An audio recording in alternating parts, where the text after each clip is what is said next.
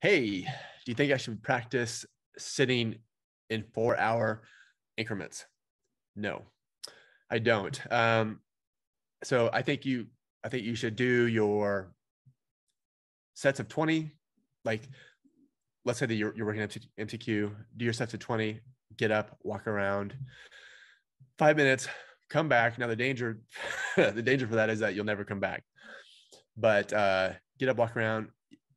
So I like to use a marathon analogy with studying for two reasons. Well, one, wanting to be a CPA is like wanting to run a marathon. It needs to be your goal. Otherwise, you're not going to study. Running a marathon needs to be your goal, or you're not going to train. When you're running a marathon, I'm not a runner, but I have friends who are. They tell me that you don't actually ever run a marathon practicing. You peak out on your 15 miles or something like that. And then on race day, obviously you have to break through that barrier, that mental barrier. There's no point in just sitting for 4 hours. Like you should do that one time and it's on exam day. And that's also why I hate study, like practice exams. Like, why do it? So no, you should study in, 45-minute increments or less, and then save the marathon for exam day. Question: is AMT no longer testable on the CPA exam? Yes, AMT is no longer testable on the CPA exam. AMT was the one removal from regulation that I was happy to see go. I hated AMT. I still hate AMT.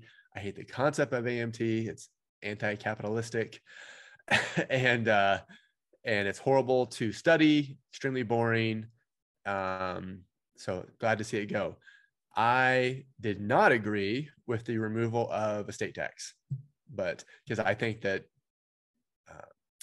CPAs should be reasonably competent at estate tax and just estate tax planning, because for no other reason, just to be able to have a competent conversation in passing at the dinner table at Thanksgiving, etc. Just knowing how estate tax works and the threshold and everything like that. But they didn't ask me. So, and they also removed IFRS from FAR. Love that. I think in the beginning, it made sense with IFRS and GAAP convergence. It seemed like we were on the road to just international financial reporting.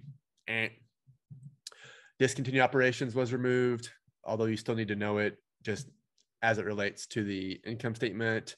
And some parts of macroeconomics were removed from BEC. Not a huge deal.